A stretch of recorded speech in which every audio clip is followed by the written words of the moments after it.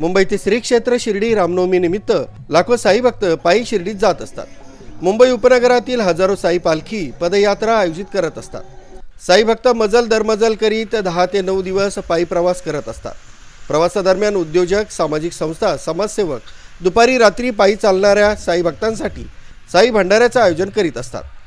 प्रभादेवी मुंबई येथील उद्योजक, समाजसेवक श्री प्रमोद केळुस्कर हे मागील 3 वर्षांपासून कसारा घाटाच्या पायथ्याशी साई भंडाऱ्याचं आयोजन करत असतात.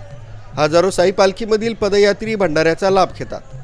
भंडाऱ्यात पिण्यास थंड पाणी, यामुळे साई सेवक तृप्त होऊन आपल्या पुढील प्रवासास श्री साई चरणी लीन होण्यास मार्गस्थ होतात. या प्रसंगी साई भक्त श्री प्रमोद केळुस्कर यांनी आपलं मनोगत व्यक्त केलं.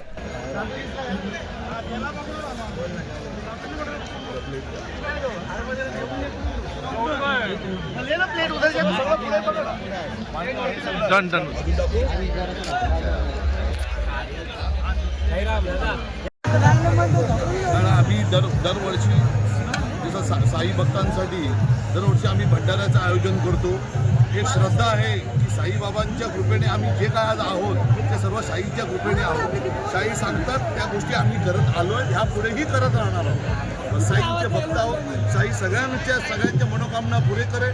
साई सगळ्यांना आशीर्वाद देऊन त्यांच्या इच्छा पुरे करून त्यांना सुख समाधानी दे, तेव्हा हीच ईश्वराकडे प्रार्थना आहे.